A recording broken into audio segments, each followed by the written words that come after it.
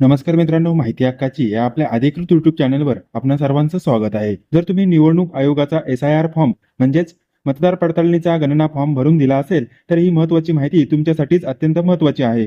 तुम्ही दिलेला फॉर्म तुमच्या परिसरातील BLO म्हणजेच बूथ लेवल ऑफिसर यांनी निवडणूक आयोगाच्या प्रणालीवर ऑनलाईन सबमिट केला आहे की नाही, तुमचे नाव मतदार यादीमध्ये सुरक्षित आहे की फॉर्म अजून पेंडिंग आहे, हे तुम्ही आता घरबसल्या तुमच्या मोबाईलवरून अवघ्या 1 मिनिटात तपासू शकता. कसं ते पाहण्या अगोदर अशाच सर्व प्रकारच्या ऑनलाईन सरकारी सेवा आणि योजनांच्या खऱ्या व खात्रीशीर माहितीसाठी आताच आपल्या माहिती हक्काची या युट्यूब चॅनलला सबस्क्राईब करा. त्याच्यामुळे अशाच प्रकारचे नवनवीन माहितीचे अपडेट आपल्यापासून मिस होणार नाहीत. चला तर मग मोबाईल स्क्रीनवर थेट स्टेप बाय स्टेप संपूर्ण माहिती जाणून घेऊया. तर मित्रांनो, तुमचा SIR चा भरलेला फॉर्म सबमिट झालेला आहे किंवा पेंडिंग राहिलेला आहे हे पाहण्यासाठी तुम्हाला सर्वप्रथम गुगलवर यायचं आहे आणि इथे वर सर्च बार मध्ये वोटर असं सर्च करायचं आहे. आता इथे जे पहिली वेबसाईट दिसते त्याच्यावर आपल्याला क्लिक करायचं आहे, ती म्हणजे सिटीजन सर्व्हिस पोर्टल.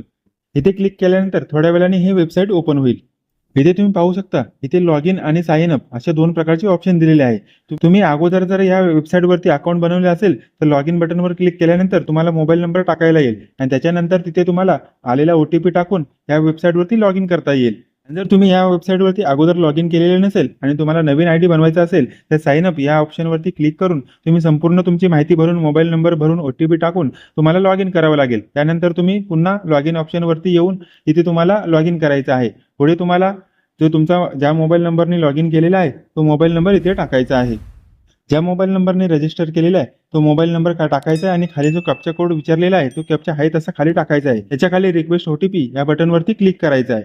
आता तुमच्या रजिस्टर मोबाईल नंबरवरती एक OTP आलेला असेल, हा OTP इथे टाकायचा आहे. OTP टाकल्यानंतर खाली व्हेरीफाय अँड लॉग इन वरती क्लिक करायचं आहे. अशा प्रकारे तुम्ही या वेबसाईटवरती लॉग इन झालेला आहात. तुमचा जो SIR चा फॉर्म भरलेला आहे तो सबमिट झालेला आहे की नाही हे पाहण्यासाठी हात इथे जर पहिला ऑप्शन दिलेला आहे त्याच्यावरती तुम्हाला क्लिक करायचं आहे. त्याच्यानंतर खाली तुमचं राज्य निवडायचं आहे. त्यानंतर खाली तुमचा EPIC नंबर टाकायचा आहे, म्हणजे तुमचा जो वोटर ID नंबर आहे तो इथे टाकायचा आहे. तुम्ही पाहू शकता your form is already been submitted असा मेसेज आलेला आहे, म्हणजे तुमचा फॉर्म हा ऑलरेडी सबमिट झालेला आहे. तुम्हाला काही चिंता करायची गरज नाही.